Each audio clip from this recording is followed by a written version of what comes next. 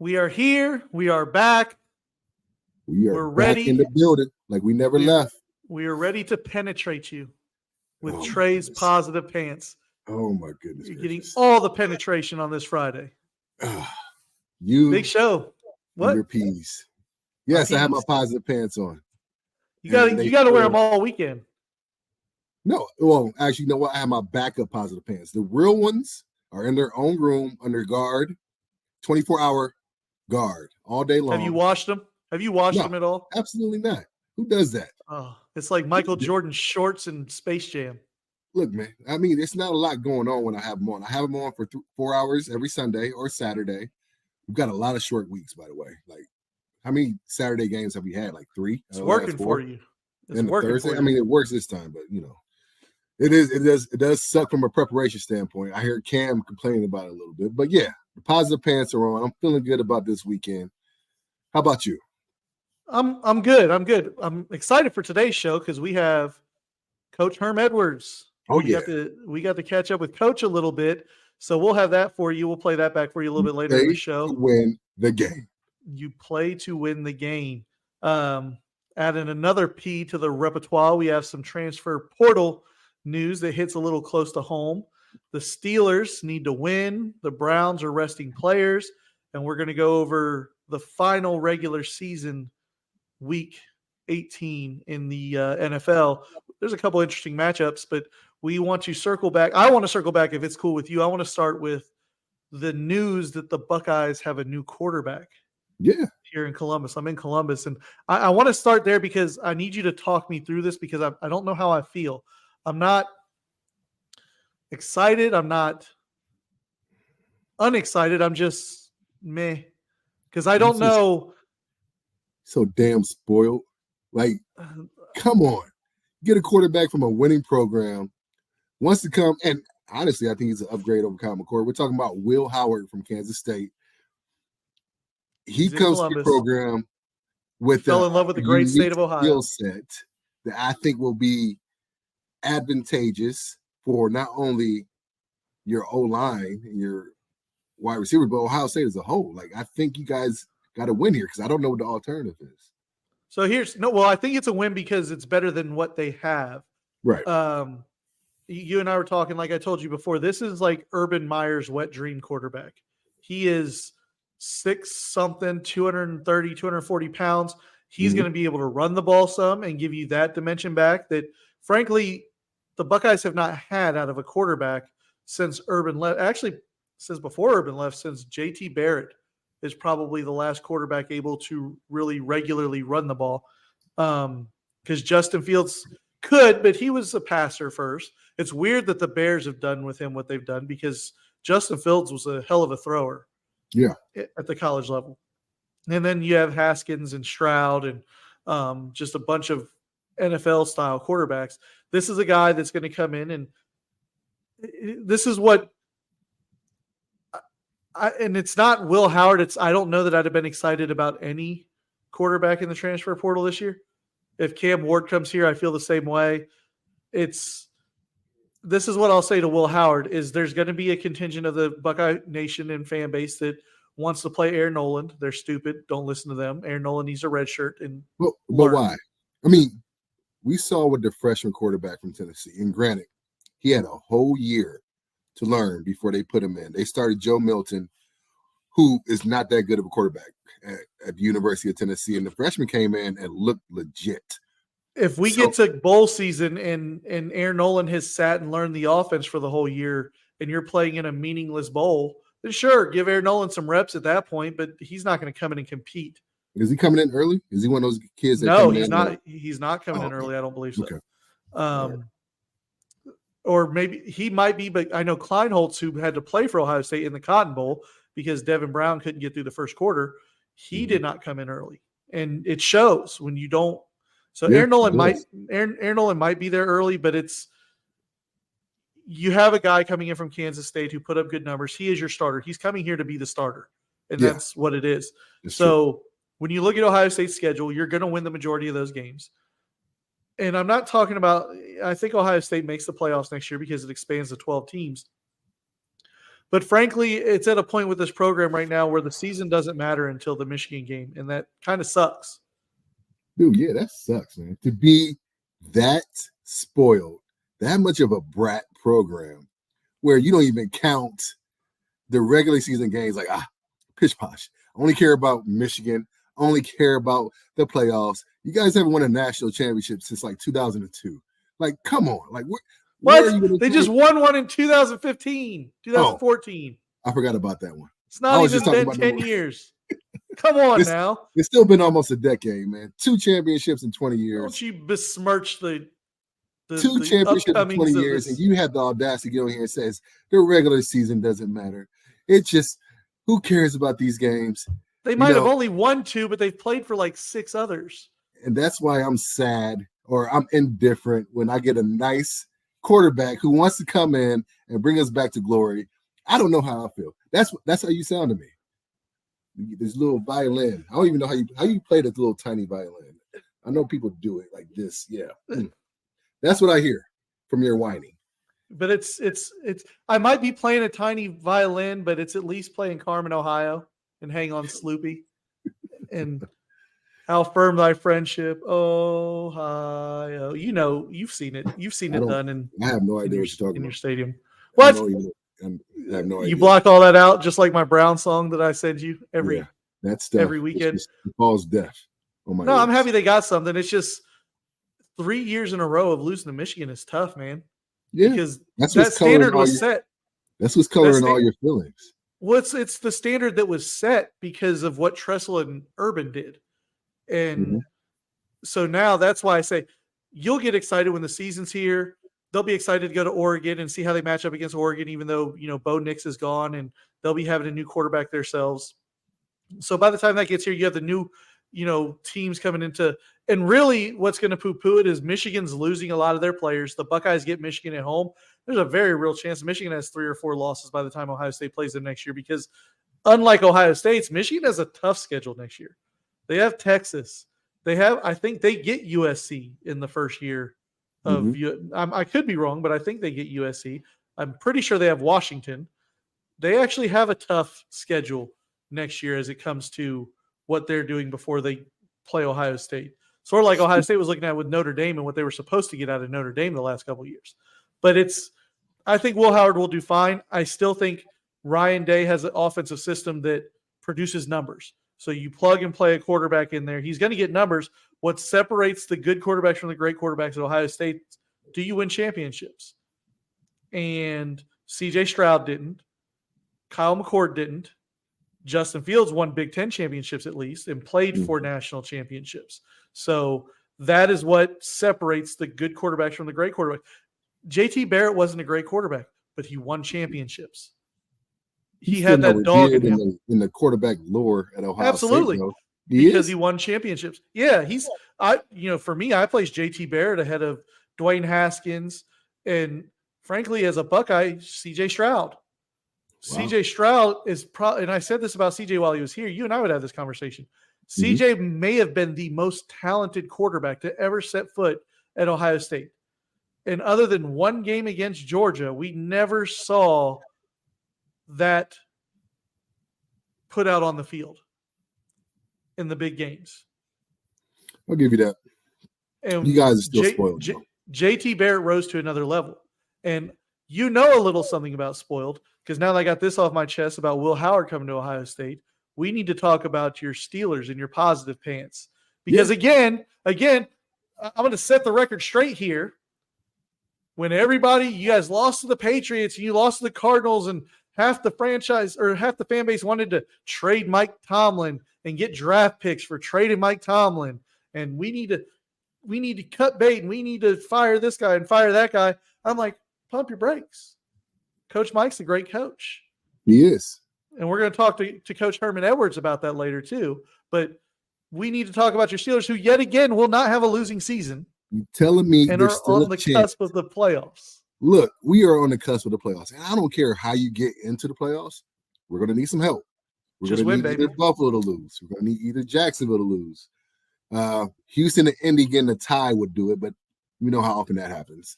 And then Houston and Indy wouldn't do that, though. That Here would are be all the the most scenarios. Houston We'll and just Indy thing to lay do. out all the scenarios for us to get in. We obviously have to beat Baltimore, a team that's going to have all their backups, at least a good majority of their backups in. That's rule number one. We need to beat them regardless any year, even if there aren't playoff implications. We have to beat the team that we hate the most. We hate Baltimore. By the way, that puts us at 5-1 in the division and the best division record in the division. So that technically means we're better than y'all. But anyway. Well, no, because if we beat – we'll be 5-1. We lost to you guys. You lost to us. 5-1 in the division. So that technically means we're the best team in the division. But that's neither here nor there. There's your Northwestern math because you're used to playing in the Big Ten West again. We need to beat Baltimore. I mean, you're part of this Big Ten West, technically, if you're talking about that. And so, anyway, we need to beat Baltimore. We need either Jacksonville or Buffalo to lose. We need Houston or Indy to tie. And I think if we were to lose, there's still a way to get in, and it requires Jacksonville to lose and Houston Denver and Indy to beat tie? the Raiders, and Indy and Houston not to have a tie because of then the conference record tiebreaker.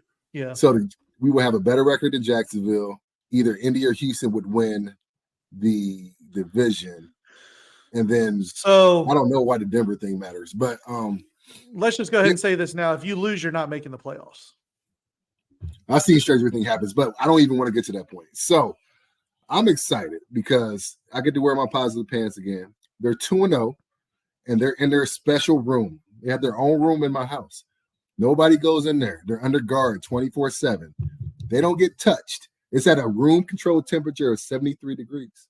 Perfect for pants and their comfortability. They're going to be so positive when I put them on. We might win by 20 on Saturday. I mean, I am excited as they come. The one thing I'm not excited about, the referee crew. Once again, we got to see Brad Allen, is that his name? Is it Brad Allen? Yeah. Something Allen.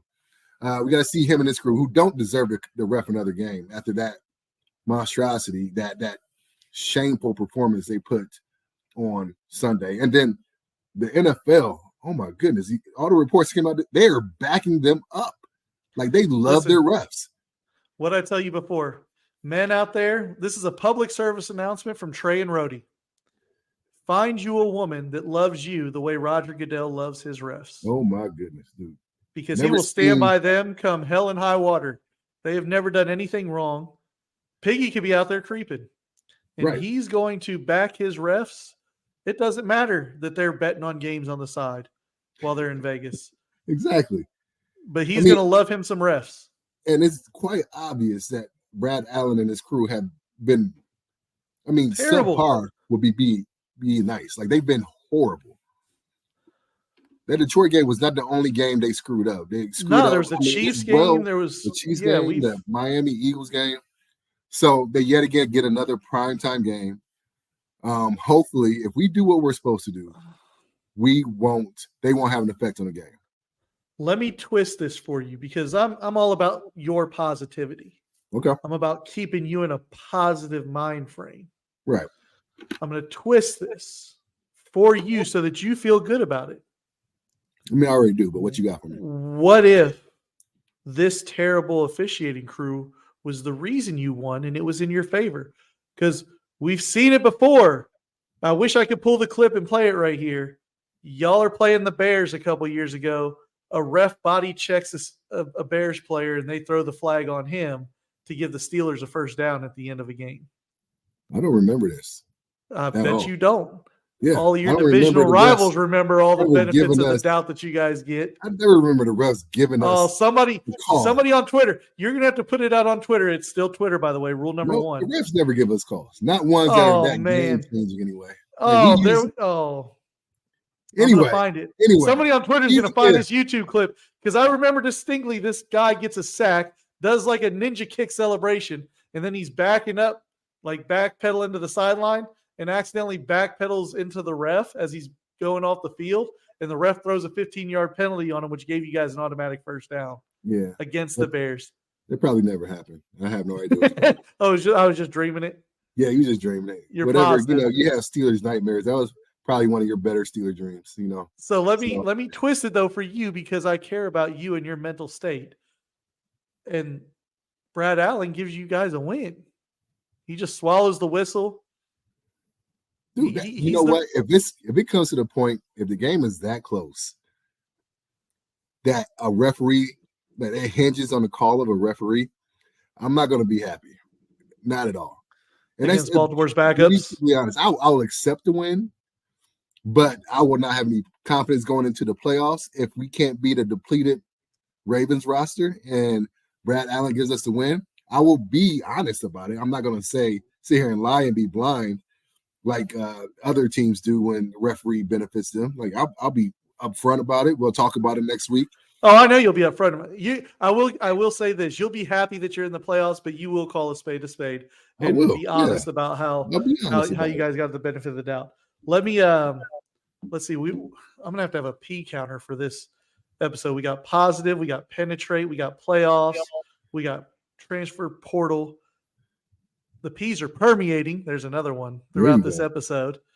But let's transition now because you're going to have a full weekend ahead of you. Let's get in. This is what I like and what I love about the product, about the NFL. I hate the fact that they love their referees so much, but the NFL has got this down to a science, and they have done a great job of scheduling meaningful games in the last week of the season because it wasn't too long ago. It wasn't too long ago where all the playoff teams were resting players, a good majority of them. And this year, we have at least 7-8 games with playoff implications. So there won't be any boring football on Sunday. We have 2 on Saturday with obviously the aforementioned Steelers and Ravens, and then Houston and Indy, which affects us as well. But the winner of the Houston-Indy game goes to the playoffs as well. And then Sunday, we got a slate full of games of teams that are vying either for positioning seed-wise or to get into the playoffs at all. So the NFL has gotten that right because this is going to be a great weekend of football.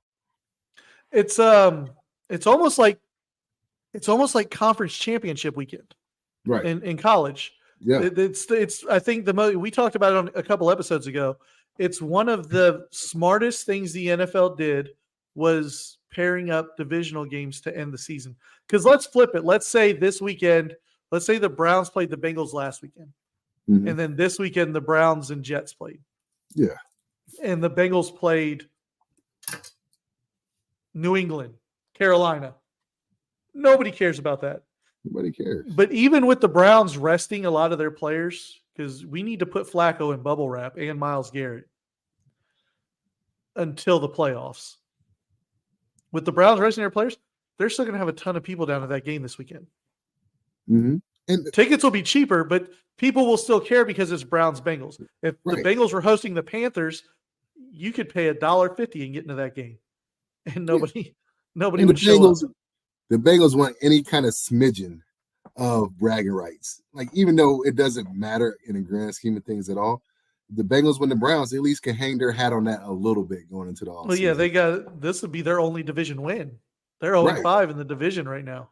And they could be like, we're playing our backup quarterback too. So we don't want to hear that. You're playing our backup quarterback excuses. And they can, oh man, it's going to be the return of Jeff Driscoll. Remember how Jake Browning walked off the field a couple weeks ago when they played Minnesota and they eked that win out? You shouldn't have cut me. I hope Jeff Driscoll does that if the Browns beat them this weekend. Starts yelling at the Bengals. You shouldn't have cut me. He had his moment. He had avenged his cutting, I guess you could say. Man, but, Jake Browning is NFL Kyle McCord. He's having his moment, though. You know, he's going to get a pretty nice, what players get who are making minimum wage, which I'm sure he does. He'll get a little bump. He's going to get player performance check at the end of the year. He's going to get a bump based on how many snaps you played above what you were supposed to play. So he'll get a nice 6-figure check at the end of this year for all the work that he's put in since Burrow's injury. But yeah, talk about the games that matter. That Browns-Bengals game, it doesn't matter in the grand scheme of things. It matters for the fans. But we have Houston, and we already said that, Jacksonville, Tennessee.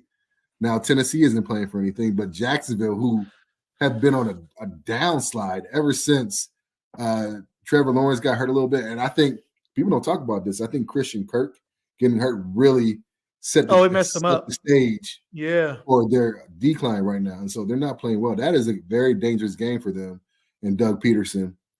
And it looks like it looks like Trevor Lawrence is not going. Last I saw, it wasn't looking good for him to play this week. Yeah, he's been a limited participant in practice all week. And he hadn't missed any games at all up until the one he missed 2 weeks ago, or was this last weekend? His last start. And this is what's wild. This is what's wild is you have situations, and the biggest game of the weekend is Buffalo Miami. That has the most implications across the board. You have situations where two teams are currently in the playoffs. They can either win the division or be completely out of the playoffs altogether. In Buffalo, Miami, Jacksonville, but Jacksonville too. If Jacksonville loses, those are the two games. You're right. They're right now leading their division. They could be all the way out of the playoffs. And with Buffalo, they're 6th seed right now. They could beat Miami and be the 2 seed, or they could lose. And depending on what you guys do and the other teams do, they could be all the way out of the playoffs. So even like my team, I already promised you I'm not even going to send you the Brown song this week because we're just playing with house money right now. Yeah, you guys just rest. I'm looking forward to watching these other games. These other games are going to be so much fun to watch. And Jacksonville, I need Tennessee, Derrick Henry to go for like 230 against Jacksonville. Obviously, you need Jacksonville to lose. You got the right coach there because Mike Vrabel hates losing. Did you see his press conference? Dude, he was pissed that it was even a suggestion that he ease into this game. And he's another coach. There's a lot of coaches I would have loved to play for when I was playing. I got a chance to play with Coach Cowher, Coach Tomlin. Would have liked to play with Coach Belichick. There was a time and place where I almost did. I would love to play for Coach Dungy. Got a chance to play for Bruce Arians. Mike Vrabel is one of those guys too. Mike Vrabel just is a salt of earth, no bones about him. And I had a chance to actually go down there for a scouting internship and got to see it live in person, which is pretty cool. But I already know Coach Vrabel is going to put everything he can into winning that game, if only just because he hates losing. He hates losing. So this is a while ago. Jim Tressel gets fired at Ohio State, right? Or whatever happened there, Tattoo Gate. Mike Vrabel is on the staff at Ohio State. And I'm working at the radio station that covers the Buckeyes in Columbus. And there's just so many great stories. And without going into too much detail, Braxton Miller's a freshman. Luke Fickell is the interim head coach. This is before Urban took the job. It was the year the Buckeyes went 6-6. And they had Braxton Miller. I forget the offensive coordinator's name. Maybe it was Ed Warner. I can see his face, but Mike Vrabel got so pissed because the defense was holding teams down, and they had Braxton Miller playing in an I formation like Todd Beckman was still the quarterback at Ohio State. Wow. That's the offense they were putting together each week. And the stories that I heard about how pissed he would get about the offensive game plan week in and week out, because Fickell it was late that he was made the interim head coach, and he was a defensive coach. And the defensive staff was so pissed at what the offense was putting out there week after week with Braxton Miller being a true freshman quarterback and how athletic Braxton Miller was. Oh, that guy hates losing like no other. Like it just burns him up, and it's continued and carried over into the pros. It's a lot of parallels between what fans are saying about Coach Vrabel, because out here, folks are saying that his time in Tennessee has passed him by, that maybe he needs a new change of scenery. And there's another vacancy possibly opening up in New England that I think would fit him very well. But there's going to be a lot of coaches looking for jobs this next week. But before we get into that, there are a couple of other games on this playoff slate that are a little interesting. Tampa Bay, Carolina, and Atlanta, New Orleans. Atlanta, New Orleans both have a shot. And I think it's a very similar situation to the Houston Indy, because if New Orleans wins and Tampa Bay loses, I don't know if New Orleans they have a shot to make the playoffs. They need Green Bay to lose as well, right? If I'm not mistaken. I think so, yes. Yeah, they can't win a division, but they can get a wild card spot. Yeah. Meanwhile, Tampa they just have to beat Carolina if they win the division. And dude, like we talked about a week ago before this past weekend's game, we thought Tampa was the hottest team or one of the hottest teams in the NFL. So I'm going to give you a reason to root for the Falcons to lose, because that game means a little more to you, I think, than you realize. Next year, the AFC North plays their counterpart in the NFC South. Okay. And if Atlanta loses, they're third in the division. And the Steelers are third in the division. So you would get your Steelers down there with you. Well, maybe in Atlanta. I don't know if it's an away or home. No, I think it's for sure away. Is it? I think so. Like I'm pretty sure. You're really good with this Rubik's Cube. That's the NFL schedule, because you already it was already. You could be right, but I'm pretty sure it's third. I don't third in the division, and I could be wrong, but I think third in the division goes away from the AFC North to third in the division. Okay. And then, so I have family in Tampa, so it also matters to me because the Browns are second. So if New Orleans ends up winning the division, there's a Tampa Browns matchup. Which they'll play each other regardless, right? But we don't know if no, they won't play each other regardless, because right now Tampa's first in the division. It's not the thing it's not that we play the whole division. It's not the whole division. We just match up with wherever they play. Gotcha. You're right. The one where you play the whole division, I think next year it might be AFC East or NFC. I don't remember who the whole division we play is from the AFC North, but I do know that you play your counterpart in the NFC South. So first place plays first place, second place second, third place third. So if Atlanta loses, they will finish third in the NFC South. Pittsburgh is third in the NFC South. So you will get your Steelers, I think, right there in your territory. That'd be awesome. We had them in preseason this past year.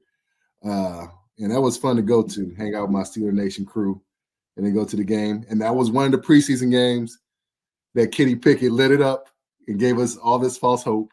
So hopefully it's a different situation next year. But that's another team that's probably going to be without their head coach next season, and Arthur Smith. I think he's run out his welcome down here in Atlanta. And I see him being an offensive coordinator somewhere next year. But coming into week 18, I remember my years playing. Week 18 was always different for different people. Like, you had the veterans who were there, had contracts past that year, and they were just trying their best not to get hurt. And you had guys like me oftentimes who needed that 18th game to put on tape so that you could be marketing yourself for whoever you visit in free agency or whoever is interested in you. So it's always different for a lot of players, and it's going to be different for a lot of coaches. I mean, how many coaches we thinking right now could be out of jobs? I mean, we already named Arthur Smith, Mike Vrabel, which I think Tennessee would be dumb to get rid of him. Tomlin is safe. Like, we don't even got to talk about that anymore. He's good to go. Belichick. I really wanted Tomlin to get, man, I wanted so bad. I sent you the video from Any Given Sunday. I wanted Tomlin so bad to, well, I've taken the position with the Washington Commanders and in hopes to not make a total fool out of myself, I've signed Mason Rudolph as my starting quarterback for next year. Just because y'all are so spoiled. Just so entitled and spoiled. This is the first year where you haven't been calling for Stefanski's job. I'm still calling for his job. Did you not see the interview the other day where Jim Schwartz said he wants to be a head coach again? I will sacrifice Stefanski in a heartbeat for Jim Schwartz to stay in Cleveland. I'm not a fool. I know who's directly responsible for our team winning games this season. Yeah, I think everybody knows that. And he will be gone. No doubt about it. I think if the right team comes along, they'll give him another chance. Did not have a lot of success in Detroit at all. But I think Stefanski has earned an extension. It doesn't mean I want him to be there. That roster is solid top to bottom. So the Commanders are going to be without a coach. Ron Rivera's gone. The Chargers are already without a coach. We think that job is already spoken for. We think that's Jim Harbaugh's job already. Who am I missing? Carolina and his drink throwing owner. They need a they've already fired their coach, right? Right. The Raiders, but The Raiders. I think that they found their guy. If they don't sign him, they're stupid. Yeah. They've already gone through this before. They saw what happened. I think if the Cowboys lose in the first round, they'll have an opening. I think if Tampa doesn't make the playoffs, they might have an opening. We could have as many as 10 job openings next year. I think Tampa could have an opening regardless. Also, if they lose in the first round. Yeah. I can see that. Everybody in the AFC North is safe. Yeah. The NFC North, the Bears will have an opening, I'm pretty sure. Coaching is tough, man. What have you done for me lately type league. Yeah. We got Pittsburgh has obviously the second longest tenured coach. It could be the longest tenured coach if Coach Belichick ends up going somewhere else. But, one coach knows a lot about that, and we got to catch up with him earlier. Yeah, we did. You want to let everybody in on our conversation with Coach Herm? With the legend, Coach Herm Edwards. All right, I need to get a drink, so we're going to let you listen to our conversation with Coach Herm, and I'm going to get a beverage, and we'll be back after you guys take a listen to this, what Coach Herm had to say when he caught up with me and Trai. Favorites, one of my favorite people to talk to. He always indulged me, Trai, would talk to me about film and plays and make me feel smarter than I actually am in this world, is Coach Herman Edwards. How you doing, Coach? I am well. I think that if you're a football fan of the National Football League, you have to be excited about how this thing is really taking shape all season with so many teams still in contention to get into the playoffs, and then obviously so many teams that are in contention that are playing with backup quarterbacks. That's interesting.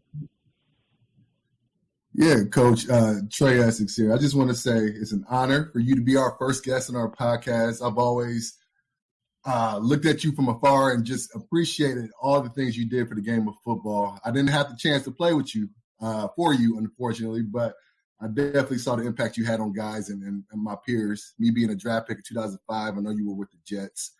But one of the questions I have for you that I've always been curious about, the route that you took. You became a head coach for the Jets, and then later on Kansas City. And then 10 years later, you go to Arizona State. And so I know there's some contrast there, but what are some of the things that you took with you that worked in both the NFL and in college? And then what are some of the things you had to kind of change up in order to reach players on each level? Well, I think whatever level you coach at, it's really defining kind of who you are and establishing who you are as a coach. And I think all coaches in their own way have to make sure that they understand this. And I learned this when I was an assistant coach. Take the player's talent and allow him to be successful, because players want to be successful. You are information provider. I mean, that's what you do. You provide players with information.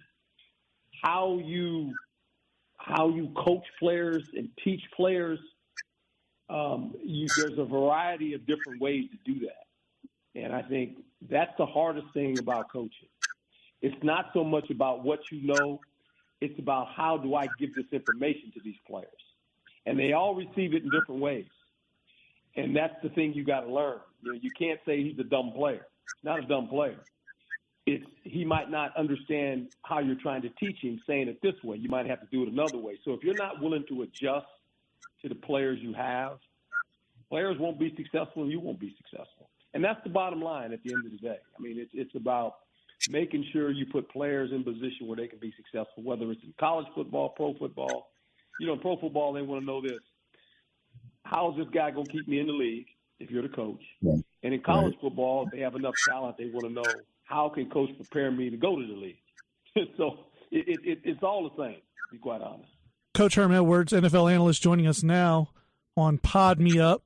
Coach, I want to ask you, because you kind of touched on it a little bit there, when you're looking at from an NFL head coach's standpoint now, can you talk about the difference in developing players now versus the last time you were a head coach in the NFL with limited offseason time, on-field practices? I know it's supposed to make the game safer and be easier on the body. We've seen a rash of injuries this year, though. But how hard is it to develop players now with the limited practice time? And do you prefer it now or how it was before? Well, I think how do you practice? That has a lot to do with it as well. You know, you want to make sure you're efficient in practice, and I say this as a former player. How do you prepare a player to be ready to play football? I do know this: practice is needed. You play football. That's what you do. I mean, there's no other way around it. You can't pretend you play football and say, well, we're going to have a bunch of walkthroughs. Eventually, you got to go play football. That's what you signed up to do. So with that being said, you know, these players obviously in today's world compared to, 20 years ago, they're better athletes as a whole because of how just the dynamics of the information they gather at a younger age. They're trained at a younger age, so they're way ahead of 20 years ago. Like the era that I played in, we were ahead of the era that was before me, and that's kind of how it goes. But I think the main thing is the time you have. Mentally, you have to prepare them, and physically, you have to prepare them.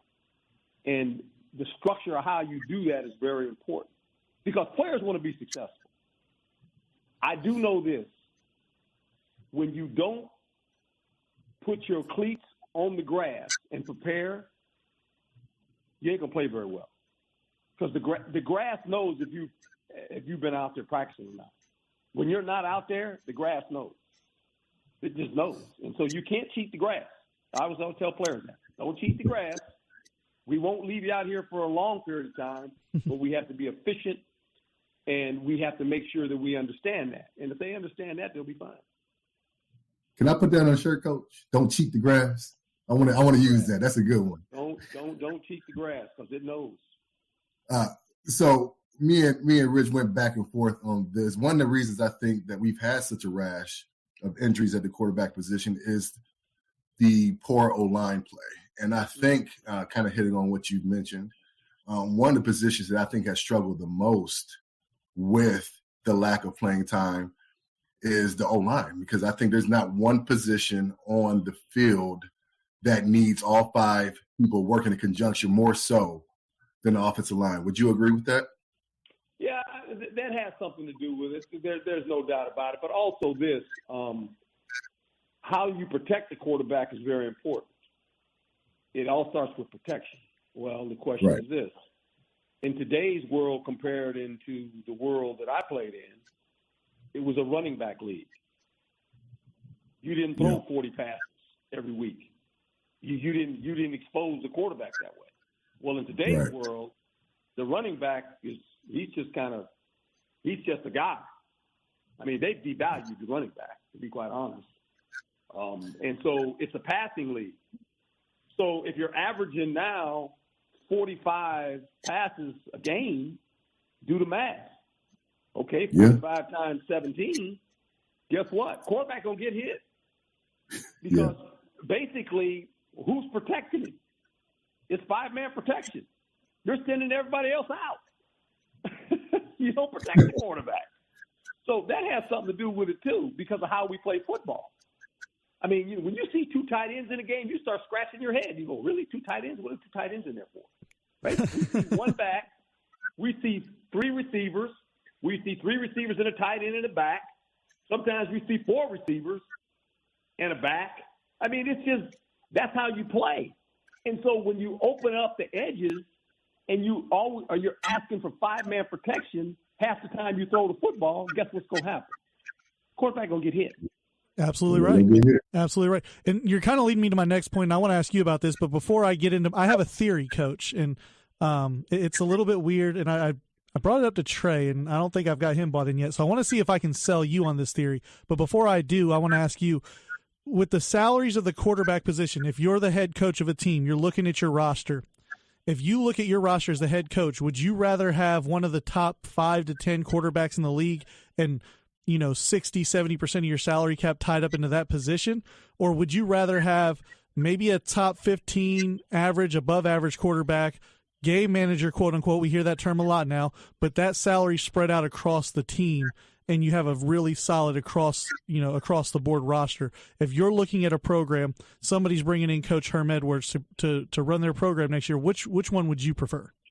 Well, I'd prefer when you draft a quarterback, you don't have to pay him for 5 years. Right. I prefer that you hit on the guy that you got, right? Win me the Super Bowl in the first 5, and then it's house money, right, Coach? Yeah, man, that's the Purdy situation, right? I mean, but can that happen? Yeah, it can happen. It's going to happen. This year, there's a bunch of young quarterbacks coming out, so you don't have to worry about it for 5 years. But here's the real deal is that eventually, when you look at your money, how you allocate it, you're going to pay for a quarterback. You're going to pay for a left tackle. You're going to pay for a wide receiver. On the defensive side of it, you're going to pay a guy that can rush and knock the quarterback down, and you're going to pay a corner. I mean, that's where your money's going at the end of the day, and that's how it works. Because those are the positions in need. Those are the positions that you got to have good players at those positions. And the position you just mentioned, the quarterback. Well, if you got that guy, you got a 10-year run. So whatever you pay him, you're going to pay him. I mean, that's just the way it works. I mean, you can sit here and say, well, I don't want to pay the quarterback. Well, you know what? You can always find a receiver. There's 1,000 receivers. I mean, they're all over the place because of how we play football now in college, and those guys come to pros. So we know how to do that. You can find a tight end, and that's he becomes a big factor in today's world. The running back is a guy that can he catch. Not only can he run, but can he catch? Then you need a guy that can play corner, that can cover, okay? And then you need a unique guy, a unicorn on defense that you can line up at end. You can line up as inside as backer. He can rush from a multitude of positions. So those are the 5 core guys that you need. And then you then you build the rest of your roster. But if you have them 5 guys, and the key one is the quarterback, you got a chance. Coach Herm Edwards with Trai and I here today. And let me ask you in a follow-up to that, Coach, 2 teams that we talk about a lot here. I'm from Cleveland. Trai obviously played for the Steelers. And we look at their situation, it's the complete opposite. And I want to know if we got Flacco balling out, doing his thing, and now we have Mason Rudolph. And I want to know from you, in your experience, because I look at both those guys, the Steelers can still make the playoffs this year. They could go on a run with that defense and with the weapons they have if they do. What do you do as a head coach, as an organization, if let's say the Steelers and Browns, one or both, make a run to the AFC Championship game? Both of those franchises have equity built up in the quarterback position already elsewhere. You have the Steelers with a high draft pick and Kenny Pickett. He ain't going nowhere. And you have the Browns with Deshaun Watson. And how much do the quote-unquote politics and that value play a factor in determining those decisions for the franchise? I don't think it's hard for Cleveland. I think Joe Flacco, if they go to the playoffs, which they are going to go, Joe Flacco's 3 interceptions or 2 interceptions away from losing games too. I mean, as much as we want to tell the story of Joe Flacco, it's great. It's a great story. Yeah. But he's turning the ball over at a high rate. And when you get in the playoffs, you turn the ball over like that, you ain't going to win. I'm going to just be quite honest. He's 38 years old. It's a great story. I'm pulling for the guy. But he's not the future of your team. Deshaun Watson is. I mean, he was 5-1 before he got hurt. Now his problem is he's got to stay healthy. Okay, so that's another issue. But let's don't get this thing twisted now. There is no expectations for Joe Flacco. House money. He was walking his dog on Sunday. Okay, and he fell into a situation. Veteran guy. Look, they can say the offense is flowing, but he's turning the ball over too. They're not saying a whole lot about that. But you do that in the playoffs, you'll be going home. So, he is what he is, but he's 38 years old, soon to be 39 years old. He's not your future. So that's that. With Pittsburgh, this will be very interesting because as much as we like Rudolph, which is fine, I mean, I get it, but they're like Cleveland in a sense. The quarterback is just kind of driving the car. He's not, he's not doing anything special. He's not turning the ball over, which is good. Their running backs are playing well. You got a couple receivers that can throw the ball down the field and make some plays, and their defense is taking the ball away and knocking the quarterback down. That's how they're playing. Okay, so that's okay. Now, when this thing ends, however it ends with Pittsburgh, hopefully they get in. The question is Pickett your guy? Is he? I don't know that. I watch him play and I go, okay, nothing special, but here again, this is to me similar to, and I don't want to downplay him because he's playing great, is Purdy. Can Pickett play like Purdy? And if he can, he's your quarterback for a long time because the parts around him are playing well. And he's orchestrating all this, right? That's what you want out of Pickett. Can he do that? I don't know that yet. I don't think they Coach, can. Coach, and neither can I. I've been praying for it and hoping for it, but he hasn't shown me much of anything yet, which kind of brings me to my next question. Let's step off the field for a tad bit. I've been talking with Rody about the soap opera that is Steelers this year. And I know what goes on in every team, but Steelers have been in the news a lot lately. And the drama that just seems to follow certain players, certain teams. Do you think that there's more drama or that the media is just emphasizing it more? I think it's this. I think it's because it's Pittsburgh and you generally don't hear it, right? Like certain teams Right. because of the head coach, of the organization's structure, and how they've always been tight-lipped group. You don't get that out of Pittsburgh. And so now that, they all of a sudden they're 9-7, they got back in the race. Before, Coach Thomas never had a losing season. All those things are great. But, an incident like that takes place with a wide receiver, that becomes, look, all teams have, it's like a family. You're dealing with men that have lots of, what I should say, they have a skill set of they will all want to be successful.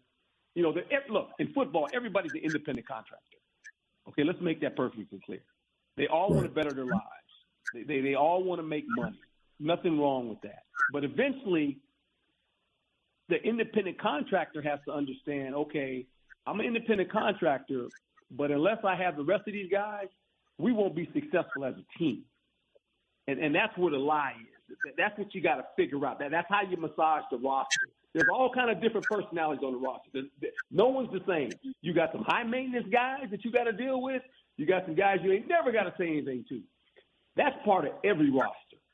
And you know that in every locker room, you got that. There's some guys you go, oh, boy. And there's about 3 or 4 of them belong to the head coach. The head coach has got to deal with those guys. No one else deals with them. Just the head coach does. And basically, a lot of those guys are really good players, by the way. And you just got to deal with them. I call them the special players. Head coach got to deal with them. Right. The head coach deals with those. Don't worry about it, guys. I got these guys, right? And I had to do that as a head coach. And you got them on every team. But that's the greatness of putting a team together. At the end of the day, that's the mix of a team. It's all kind of different things that go on, and the people outside the building don't know this. They can say he's a pro football player. But look, there's issues in every locker room. It's not perfect. Coach, we appreciate the time. Before I cut you loose, I have the most important question for you. And, Sure. We've talked a lot about MVP. We've talked Defensive Player of the Year. And this is the biggest question and what I want to know the most. If Coach Herm Edwards could have any superpower, what would it be? A superpower? You could have a I want to be able to teleport. I hate sitting in traffic. I wish I didn't have to sleep because it's a waste of 6 to 8 hours of my day. I have several superpowers that I want to get into, but what superpower, if you could choose one, would it be? It would be the gift of giving people knowledge. Okay. Ooh. Because I think you already got that superpower, Coach. Yeah, well, I really do believe that. I do believe that the time we spend on Earth, when you look back at your life, you have to ask yourself, how many people did I give a hand up to that I helped? That could never help me. That don't want anything in return, but that's what you do. You give back to others. You just give it to them. Now, how they accept it, how they use it, that's on them. But you can't say you didn't give it to them. And that's been my walk in life, because I was given a lot of things, and I want to return that, right? That's what you do. I don't have as many good days ahead of me that are behind me because of where I'm at now in my life, and I understand that. Coach, you're the best. We appreciate the time. Always great with us. We'll do it again soon, hopefully throughout the playoffs. But we really appreciate you taking the time. My pleasure, man. You guys have a great day. Thanks, Coach. Thank you now. And there you have him, Trai, the great Coach Herm Edwards, dropping knowledge on us and making us all feel like Dookie with The our legend. superpowers. The superpowers. I came in hoping that Coach Herm was going to be like super strength, Right.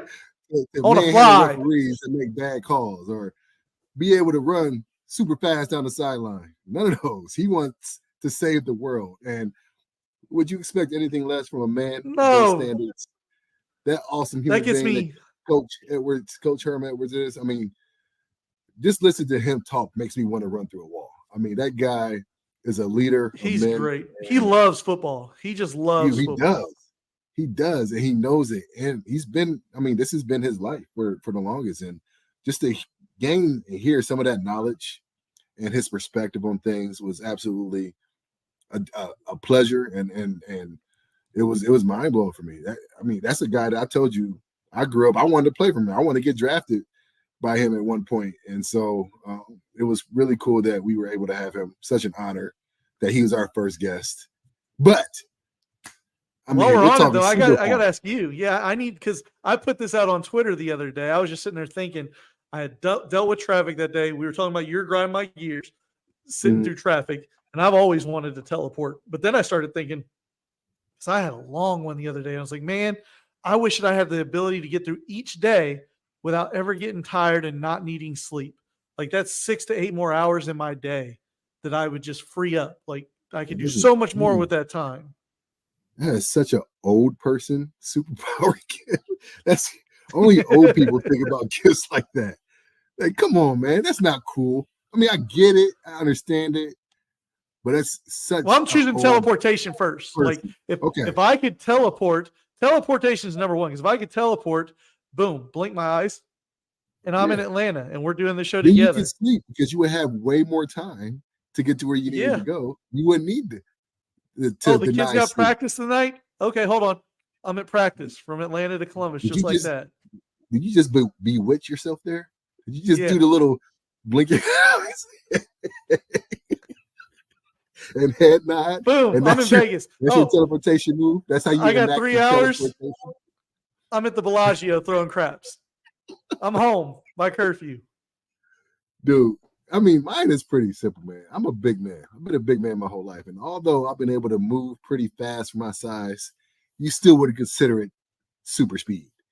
I just want to move fast, baby. I just want that flash type speed that gets me point A to point. It's kind of like teleportation, but I want the physicalness of it. Like, I want the wind to blow by as I drove. I want people to be like, what was that? And they get splashed by water. And their hat comes off when I run by, stuff like that. I want that type of speed. Just supersonic speed. I'll be good. What was your 40 time? I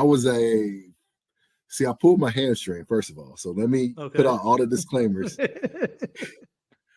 At the combine, I guess since that's the official, I ran like a 5.3. So it was super slow because I did pull my hamstring. But at pro day, I ran a 4.9. But look, if you could teleport, I would be a halfback. They pitch me the ball. I'm in the end zone. Boom. That's too much cheating. I would be like Dash of The Incredibles. I would run just faster than everybody else. Knowing that I was just, jogging and not using my full ability, I would just run just fast enough just as glide, to not tip off. Just to laugh at them. Yeah. So that's what I would do. Teleportation would be cheating. Right, dude, But okay. Well, thanks to Coach Herm. Tell your family, tell your friends. Big announcement, I think. Maybe we should. Do we want to announce starting next week? Starting next week, we got another guest. Is that where we're going? Are we doing 4 days a week next week? Oh, we're doing 4 days a week. That's the big announcement. Yeah. We don't want to announce our guest yet until next week. But logistical yes, situation. 2 days to 4 days. So it's more of me, more of you, it's more of us, more of Pod Me Up for the folks out there. I'm looking forward I'll to announce it. the guest. The guest is Taylor Swift. You'll have to listen to find out. Man. I jacked it all up. If only. I don't even think she's been on Travis Kelce's podcast yet. Right. She can come on ours before Travis. So, all right, man. Good luck to your Steelers. We'll do it again next week. Yeah, I'll talk to you. Sounds good. Sounds good.